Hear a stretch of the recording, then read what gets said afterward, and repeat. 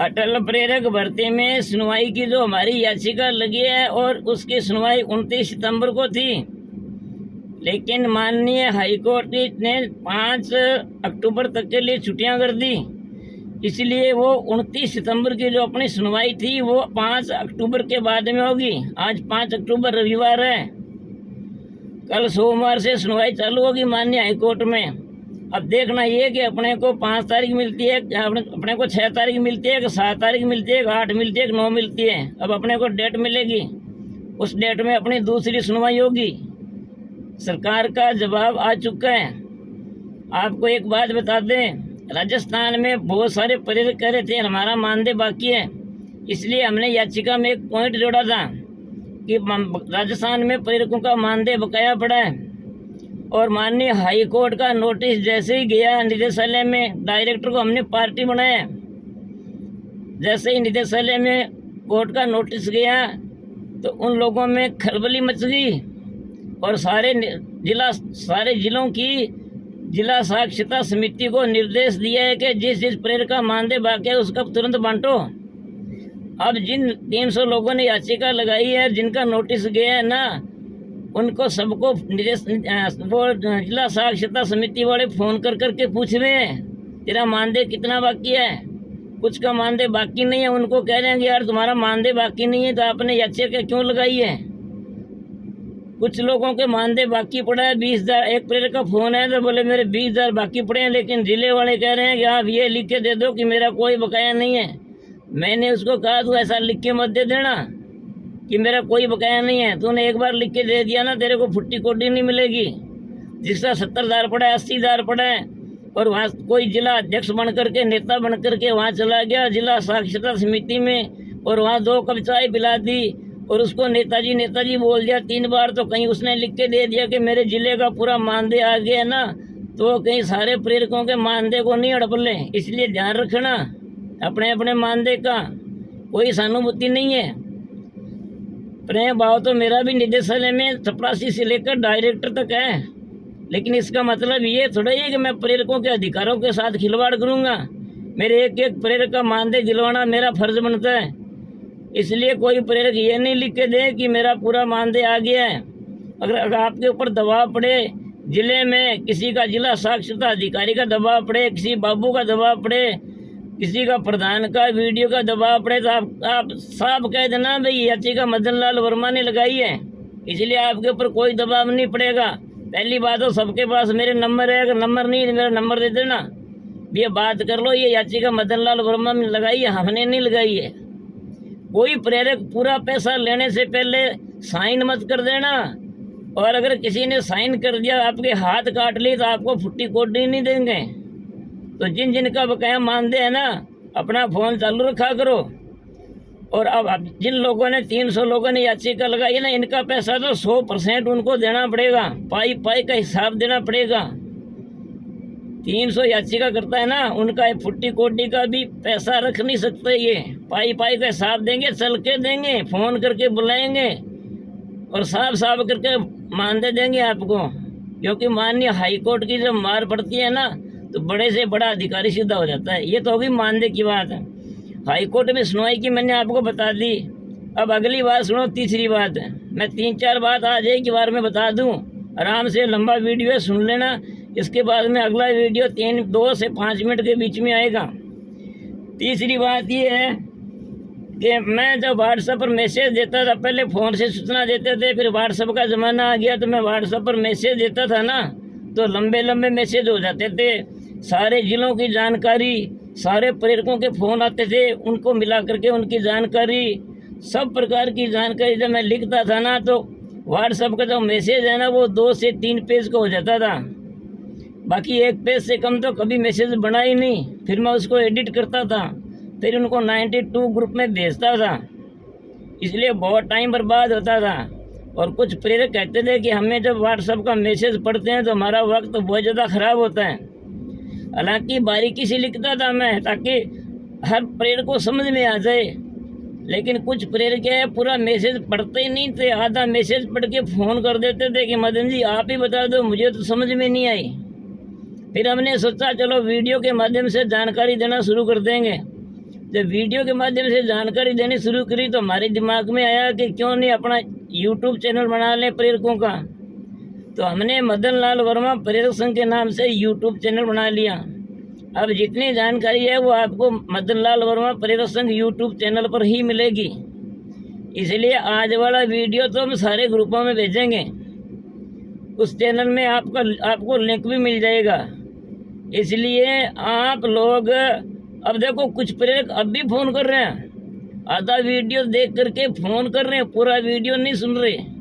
ये नहीं देख रहे कि शुरू से लेकर लास्ट तक सारी जानकारी, हो सकता है मेरे काम की हो तो मैं पूरा वीडियो देखूं, पूरा समझूं, और अगर दोबारा देख लेंगे तो कौन सा कोई खर्चा आ रहा है, 3 बार देख ले तो कौन सा कोई पेट्रोल खर्च हो रहा है। लेकिन नहीं, आधा वीडियो देखा और कॉल लगा ली, और कई तो मिस कॉल करते हैं। जब मैं उनको बैक कॉल करता हूँ तो कहते हैं कि मदन जी आप ही बता दो, मुझे तो पूरा समझ में नहीं है। अरे जब सीधी सीधी बात सारी डिटेल में बता दी, भले आदमी फिर भी तेरे को समझ में नहीं है तो क्या समझ में आएगा। इसलिए वीडियो में सारी मैं जानकारी देने की कोशिश करता हूँ, ताकि दूर दराज गांव डाणिया में जो प्रेरक बैठे हैं ना, उनको सारी सूचना मिलती रहे। अब मैं आपको ये एक बात और बताना चाहूँगा कि जिन प्रेरकों ने याचिका लगाई थी 249 लोगों तक की लिस्ट हमने ग्रुपों में भेज दी थी। उसके बाद में जिन लोगों ने लगाई थी उनका नाम तो जुड़ गया, लेकिन बीच में माननीय हाई कोर्ट की छुट्टी हो गई, इसलिए छुट्टी की वजह से आपको लिस्ट नहीं मिली। तो आप बार बार मैसेज नहीं करें और बार बार इधर उधर कोतूहल में नहीं रहें, चिंता नहीं करें। माननीय हाई कोर्ट खुलेगा कल से, तो कल सोमवार को या मंगलवार को जिन लोगों ने लगाई थी 249 नंबर से आगे जितने नाम हैं उनको सबकी लिस्ट मिल जाएगी। जिन लोगों ने हमारे साथ इस लड़ाई में लड़ना है वो अपना बायोडाटा और पेमेंट और डॉक्यूमेंट अभी भी भेज दें में, क्योंकि मैं आपको एक बात बता दूं, ये बात सुनने वाली है। आप ये मत कहना पुराने गीत गा रहे हैं, मैं पुराना गीत नहीं गा रहा हूँ। 2010 में जब हम 8-10 आदमी जयपुर कलेक्ट्रेट पर सड़ रहे थे ना, 6 महीने से सड़ रहे थे ना, जब वहाँ पे पीने का पानी नहीं था, खाने के लिए बढ़िया खाना नहीं था, सोने के लिए नीचे दरी पर सोना पड़ता था, और जब प्रेरक साथ नहीं दे रहे थे ना, और जब हमने देख लिया ना कि अब और ज़्यादा नहीं सड़ सकते, तो हमने माननीय हाई कोर्ट में सहमति दे दी डबल बेच में। हालांकि हमने कोई बड़ा नुकसान नहीं किया, लेकिन अगर प्रेरक साथ देते ना, तो जो प्रेरक वंचित रह गए थे ना, उस समय कुछ लोग वंचित रह गए थे, हम उनको भी साथ में ले लेते। लेकिन उस समय हमने मजबूर होकर के, परेशान होकर के 190 दिन से सड़क पर पड़े थे, इसलिए हमने मजबूर होकर के माननीय हाई कोर्ट में, इधर सरकारी वकील खड़े थे, इधर हमारे एडवोकेट खड़े थे, हमने सहमति दे दी, एक महिला एक पुरुष को लगा दो और ये समायोजन का आदेश कर दो। हालांकि वो आदेश बढ़िया था, उसमें कोई खामियां नहीं थी। प्रथम चरण में वही आदमी लगेगा जो हमारा पूर्व प्रेरक है, लेकिन उसमें कुछ प्रेरक रह गए थे, वो इन लोगों के सहयोग नहीं देने की वजह से हुआ था। 8-10 आदमी 190 दिन तक सड़े थे, लेकिन लोग घर बैठ के तमाशा देख रहे थे।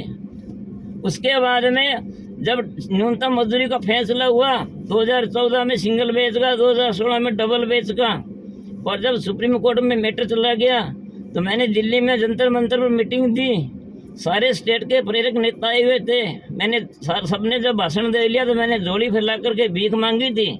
मैंने कहा सारा स्टेट वाले 1-1 लाख रुपए दे दो। कपिल जी सिब्बल 11 लाख रुपए मांग रहे हैं, और वो कह रहे हैं कि ये राजस्थान से जो हाई कोर्ट का डबल बेच का फैसला है ये मैं लागू करवा दूंगा, पूरे इंडिया में एक भी प्रेरक को हटने नहीं दूंगा, और ये 7500 रुपये वाला मानदेय पूरे इंडिया में लागू करवा दूंगा। मैंने जब झोली फैला करके सबके सामने भीख मांगी ना, तो सारे स्टेट वालों ने कह दिया कि मदन जी ये तो राजस्थान का मैटर है, ये लड़ाई तो आप लड़ो, हम तो अपने अपने स्टेट में जाके परमानेंट की लड़ाई लड़ेंगे। उन लोगों ने सहयोग नहीं दिया, नहीं तो कपिल सिब्बल उस टाइम सेंटर में सरकार बीजेपी की थी, और कपिल सिब्बल जी कांग्रेस के लीडर थे, और कांग्रेस के सीनियर एडवोकेट है सुप्रीम कोर्ट के, तो वो हमारे लिए बहुत मेहनत करके और हमारा ये आदेश लागू करवा रहे थे। लेकिन प्रेरक नहीं माने, एक स्टेट से 1-1 लाख रुपए को ज़्यादा नहीं था, यूपी में 99,000 प्रेरक है, 1-1 रुपया करते ना तो 1 लाख रुपए हो जाते। राजस्थान में 17,000 प्रेरक है, अरे 50-50 रुपये करते हैं ना तो भी अपने 8.5 लाख रुपए बनते थे, लेकिन नहीं किए। उस टाइम सहयोग नहीं दिया, आज भी सहयोग नहीं दे रहे हैं। मैं एक बात बता दूं, अभी हाई कोर्ट में जो सुनवाई होगी, इधर सरकारी वकील खड़े होंगे, इधर हमारे एडवोकेट खड़े होंगे, और हमने अगर परेशान होकर के हमने सहमति दे दी कि ये हमारे 300 लोग हैं, इनका समायोजन कर दो, तो फिर ये मत कहना कि मदन लाल वर्मा ने गलत फैसला करवा लिया। कि हम बहुत मैसेज दे चुके हैं व्हाट्सएप पर, बहुत वीडियो में बार बार कह चुके हैं कि सारे साथ मिल जाओ, ठीक रहेगा। क्योंकि पिछले 1 साल से माननीय हाई कोर्ट और माननीय सुप्रीम कोर्ट याचिकाकर्ता के लिए फैसले दे रहे हैं। इसलिए मैं कह रहा हूं कि जो लोग इस संघर्ष में हमारा साथ देना चाहते हैं वो इस लड़ाई में शामिल हो जाओ, और ये 1100 वाला मोल भाव मत करो। जिन लोगों ने 1100-1500 दिए थे ना, वो आगे लड़ेंगे नहीं। डबल बेंच में केस जाएगा, डबल बेंच में नहीं लड़ेंगे। मैटर सुप्रीम कोर्ट में जाएगा तो एक भी एडवोकेट नहीं जाएगा। 2018 में जो अलग अलग भटके थे ना, हमारे एडवोकेट के अलावा एक ही एडवोकेट वहाँ गया था क्या सुप्रीम कोर्ट में। और अभी अगर ये मैटर डबल बेंच में चला गया तो कोई एडवोकेट डबल बेंच में नहीं लड़ेगा। एक बार पेमेंट ले लेंगे ये लोग, 2500, 2000, 3000 रुपये लेकर के अपने अपने जिलों में ये स्थानीय दलाल और जाते हैं। एडवोकेट को 500-400 रुपये दे करके पूरी लिस्ट दे के आते हैं। उनको ये कहते हैं कि ये आप केस लगा दो, और उनको केस लड़ने के लिए पेमेंट नहीं दे के आते हैं। उनको ये कहते हैं कि जब हमारा केस फाइनल हो जाएगा, जब हमारा आदेश हो जाएगा, तब हम पूरा पेमेंट देंगे। और उनकी सबकी याचिकाएँ डिफेक्ट में पड़ी है, मतलब कमी पूर्ति में पड़ी है। 2023 में जिन लोगों ने याचिका लगाई थी जयपुर में, वकील साहब का पैसा नहीं पहुंचा। जिन्होंने 2,500, 3,000 रुपये दिए थे ना, वकील साहब का पूरा पैसा नहीं पहुंचा। वो 2023 से लेकर आज तक भी डिफेक्ट में पड़ी है याचिका। वकील साहब की उसमें कोई गलती नहीं है। जब आप वकील साहब को पूरा पैसा ही नहीं दे रहे हो, ये दलाल है ना, ये पूरा पैसा नहीं देते इनको। मैं बार बार मैसेज दे रहा हूँ अप्रैल से मई से भी, आप इनको पैसा मत दो। आप सीधा बायोडाटा और पेमेंट है सीधा मेरे व्हाट्सएप नंबर है और फ़ोनपे नंबर है, उन पर सीधा सेंड कर दिया करो। ये लोग 20 लोगों से 30 लोगों से पेमेंट इकट्ठा कर लेंगे और वहाँ मोल भाव करते घूमेंगे, और कोई लिस्ट बना करके मोहर लगवा के आपको संतुष्ट कर देंगे कि ये देखो हमने याचिका लगा दी है, और बड़ी बड़ी झूठ बोल देंगे। लेकिन हकीकत में लड़ाई लड़ने वाला एडवोकेट है ना, वो 1500 में 400 में याचिका नहीं लगाएगा। अगर मान लो मैटर सुप्रीम कोर्ट में चला गया तो ये 500 रुपये जिसको दे के जा रहे हैं वो एडवोकेट क्यों जाएगा सुप्रीम कोर्ट में। इसमें एडवोकेट की गलती नहीं है। 2023 में जिस एडवोकेट के पास याचिका लगाई थी उसको कुछ दिया ही नहीं, क्या करेंगे बेचारे। खा गए दलाल बीच में लेकर के 4-5 आदमी, 4-5, 2-3 महिलाएं और 2-3 जेंट्स हैं, उन्होंने प्रेरकों से पैसा ले लिया और याचिका डिफेक्ट में पड़ी है। हमने लगाई थी भारद्वाज जी के पास में, हमने सुनवाई हुई थी 12 सितंबर 2023 को, उसकी डिटेल भेजी है, उसके बाद में पूरी याचिका भेजी है एक प्रेरक को। और आप भी आज भी हमारे पास सुरक्षित पड़ी है, कोई मांगे तो हम दे सकते हैं। इसलिए हम अब अगर प्रेरक साथ नहीं देंगे ना, तो ये अब सुप्रीम कोर्ट, अब माननीय हाई कोर्ट में जो सुनवाई होगी ना, तो हम माननीय हाई कोर्ट में सहमति दे देंगे भी हमारे याचिकाकर्ता 300 प्रेरकों का समायोजन कर दो। बाद में ये मत कहना कि मदन लाल वर्मा ने गलत फैसला करा लिया। 2010 में भी बहुत लोगों ने कहा था कि मदन जी आपने गलत फैसला करा लिया, और एक बार फैसला होने के बाद में चेंज नहीं होगा। कोई ये दिमाग से निकाल देना कि ये फैसला करवा लेगा, हम इसको पलट देंगे। माननीय हाई कोर्ट का फैसला होने के बाद में पलटने के लिए बहुत ताकत चाहिए, और वो मुझे पता है किसी में है नहीं इतनी। इसलिए इस लड़ाई में इन 300 लोगों का साथ दे दो। इसमें ऐसे ऐसे गरीब लोग हैं जो मजदूरी कर करके 2600 रुपये लगा करके लड़ाई लड़ रहे हैं, और कुछ लोग तमाशा देख रहे हैं कि 2010 में जो सबका समायोजन हो गया था ना, वैसे हो जाएगा। अब की बार वो नहीं होगा, वो बीते टाइम की बात हो गई। हम अब बार बार मैसेज देख करके और आपको ये लास्ट बार बता रहे हैं भी, या तो इन 300 आदमियों का सहयोग कर दो, इनके साथ मिल जाओ, इनके साथ याचिका लगा करके इनके संघर्ष को मजबूत कर दो, एडवोकेट के हाथ मजबूत कर दो, हमारे साथ मिलकर के कंधे से कंधा मिला करके हमारा साथ दो इस लड़ाई में, ताकि हम इतनी बढ़िया भर्ती है, इस भर्ती में इस सीट पर आपको बैठा सकें। कंपटीशन का ज़माना है, मेरिट भी बेस पे होगी तो भी इन प्रेरकों का नंबर नहीं आएगा, परीक्षा बेस पर होगी तो भी इनका नंबर नहीं आएगा।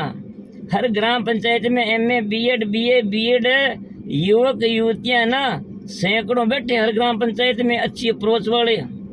प्रेरक को कोई नज़दीक नहीं लगने देगा।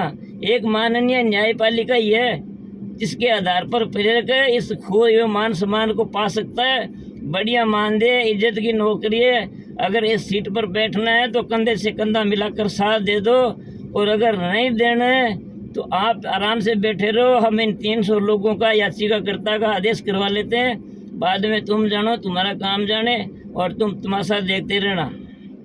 और वो अलग अलग जो ग्रुपों में जो मैसेज दे रहे ना झूठे नेता, ये किसी के पास कोई सूचना नहीं है।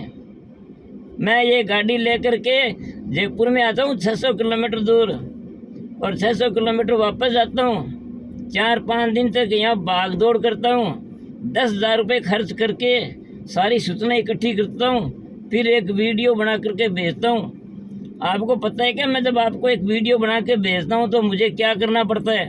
10,000 रुपये मैं खर्च करता हूँ ना, तब जा करके एक वीडियो बना के आपके पास भेजता हूँ। आप 10 मिनट का 15 मिनट का टाइम निकाल करके देख भी नहीं सकते क्या? आप इस चैनल को सब्सक्राइब भी नहीं कर सकते क्या?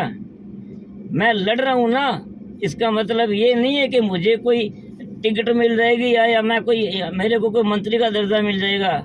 अलग अलग आदमियों का स्वभाव होता है। मेरा स्वभाव है कि प्रेरकों के लिए लड़ना।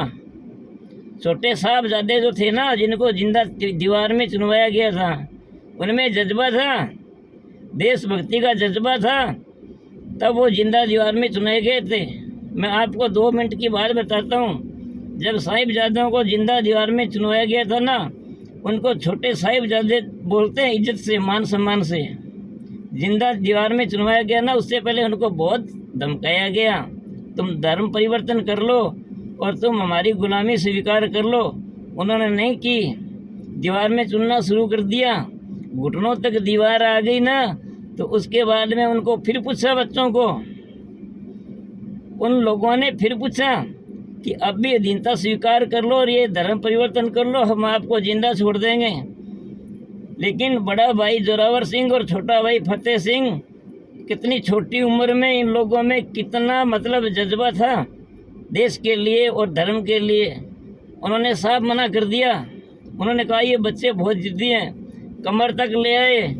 फिर उनको धमकाया कि आप लोग अधीनता स्वीकार कर लो, धर्म परिवर्तन कर लो, आपको छोड़ देंगे हम। लेकिन नहीं मानने, बोले नहीं, हम देश के लिए, धर्म के लिए मर जाएंगे, मिट जाएंगे, लेकिन हम तुम्हारी गुलामी नहीं करेंगे। फिर ऐसे करते करते यहाँ गर्दन तक आ गई दीवार। फिर उनको पूछा गया कि अब हम लास्ट बार पूछ रहे हैं, या तो तुम ये धर्म परिवर्तन कर लो और हमारी गुलामी स्वीकार कर लो, नहीं तो अब हम और नहीं पूछेंगे, अब आपको जिंदा दीवार में बंदी कर देंगे। बड़ा भाई जोरावर था, वो कद में थोड़ा बड़ा था। छोटा भाई फतेह सिंह था, वो कद में थोड़ा छोटा था। जब दीवार बड़े भाई के यहाँ तक आई ना, तो छोटे भाई के यहाँ नाक के पास तक आ गई। ये देख करके बड़े भाई के जोरावर सिंह की आंखों में आंसू आ गए, उसको रोना आ गया। तो छोटा भाई फतेह सिंह बोला कि क्यों भैया, देश के लिए, धर्म के लिए मर मिटने में दर्द हो रहा है क्या, दुख हो रहा है क्या, डर लग रहा है क्या? तो आपको पता है बड़े भाई ने क्या कहा कि भैया मुझे देश और धर्म के लिए प्राण देने में डर नहीं लग रहा, मैं इसलिए नहीं रो रहा हूँ। मेरी आंखों में आंसू इसलिए आए कि मैं इस धरती पर, भारत माता पर पहले आया था और तू बाद में आया था, और आज तू इस धरती माता के लिए, देश धर्म के लिए पहले जा रहा है, मैं बाद में जाऊंगा। फर्ज तो मेरा था पहले जाने का कि मैं धरती माता के, इस देश के और इस धर्म के लिए मैं पहले बलिदान दूं, लेकिन आज तू जीत गया और मैं हार गया। ये देख करके मेरी आंखों में आंसू आ गए। तो उनमें जज्बा था। अब मैं कितने देशभक्तों के नाम गिनाऊं आपको, अलग अलग जज्बा था, सारे एक जैसे थोड़ी थे। कई ऐसे लोग थे जो आज़ादी की लड़ाई में मूक दर्शक बन के बैठे हुए थे, कभी उन्होंने क्रांतिकारियों का सहयोग ही नहीं किया। और कई माओं ने अपने लाल, छोटे छोटे लाल दे दिए, 14-14 साल के लाल कुर्बानी में उनको आज़ादी की लड़ाई में कूद पड़े। तो उनमें जज्बा था। मेरे एक टीस है, सीधी सी बात बता दूं, मदन लाल वर्मा की एक टीस है कि मैं इन प्रेरकों को 2010-11 में प्रेरक की कुर्सी बैठा के 500 रुपये महात्मा गांधी पुस्तकालय के शुरू कराए थे। और अब मुझे ये टीस है कि मैं इनको अटल प्रेरक की कुर्सी पर बैठाना चाहता हूँ। तो अगर आप लोग सहयोग करोगे तो आप सबके सब बैठ जाओगे, सहयोग नहीं करोगे तो भाई जो याचिका करते हैं हम उनके लिए सहमति तो देनी है। माननीय हाईकोर्ट में सरकार का जो एडवोकेट होगा उनके साथ हमें सहमति देनी है कि इन 300 लोगों को लगा दो। तो सहमति देने के बाद में जब साइन हो जाएंगे माननीय हाईकोर्ट में, उसके बाद में फैसले में बदलाव नहीं होगा। इसलिए मैं अब भी कह रहा हूँ कि जिन लोगों ने याचिका नहीं लगाई है, जो इधर उधर भटक रहे हैं, इधर उधर फ़ोन करके पूछ रहे हैं, तमाशा देख रहे हैं, जो ये सोच रहे हैं कि पता नहीं होगा कि नहीं होगा। अरे इतने आंदोलन किए आपने, जयपुर में आए, इतनी रैलियाँ निकाली, इतनी बार कोर्ट में गए, अपना इतना आपने इतना पैसा खर्च किया, एक बार और कर लो ना। अब तो हम सफलता के नज़दीक है। माननीय हाईकोर्ट हमारे लिए सकारात्मक आदेश दे रहे हैं, रुख अपना रहे हैं। सरकार ने भी जो नोटिस का जवाब भेजा है वो नेगेटिव नहीं है। इसलिए पहली बात तो ये है कि ये जो चैनल है इसको सब्सक्राइब कर लो। अब मैं आज ये वीडियो सारे ग्रुपों में भेजूंगा, उसके बाद में मैं सिर्फ चैनल पर अपलोड करके छोड़ दूंगा। जिसने सब्सक्राइब कर लिया वो देख लेगा, और जो आज सब्सक्राइब नहीं कर सकता वो क्या लड़ाई लड़ेगा हमारे साथ। और बेल आइकन को दबा लेना ताकि जैसे ही मैं वीडियो अपलोड करूंगा आपके पास मैसेज आ जाएगा भी यूट्यूब पर वीडियो आया।